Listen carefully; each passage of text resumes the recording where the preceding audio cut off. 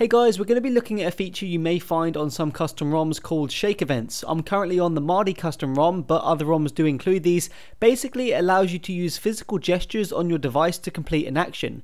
If you're on Mahdi ROM as well, you can find them in the settings, go to customization, and right at the bottom of that list you should see shake events. Tapping into this, firstly you'll have to enable the listener if you want to use the shake events on your home screens or in apps. You can then customize the shake sensitivity, but be aware if you go too high you may get events happening when you don't want them to, and you also have a blacklist option so you can disable shake events in certain apps. So going into activity when shaken horizontally, you can pretty much choose anything here, an action like killing an app or turning the screen off, or even dialing a contact, but for this video we'll just choose an app, so we'll go to applications, and yep, we'll choose Android Central. Let's test this out.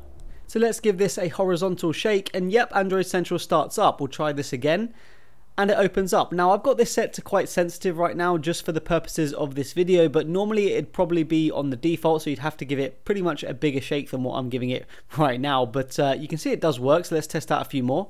This time we'll set the shake back gesture to kill app, so we can actually kill our app once we've opened it using the horizontal shake, so let's test this out. So the horizontal shake opens up Android Central, and the back shake, yep, kills the application. So we'll just try this a few more times. And yeah, it's working exactly how I set it up, so that's pretty cool.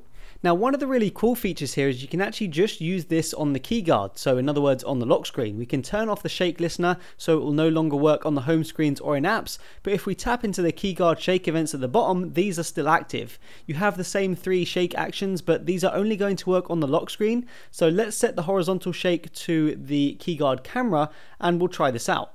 Now, firstly, I'll just demonstrate that it doesn't work on the home screens anymore, but if we go ahead and lock the device and go onto the lock screen, if we now shake it, you'll see that the camera loads up. So that's a really cool feature to have. We know a lot of OEMs actually add this. Again, it doesn't work on the home screens, but if we try it on the lock screen and shake the device, it's going to load straight into the camera. So you've got very quick access to your camera or anything you want straight from your lock screen.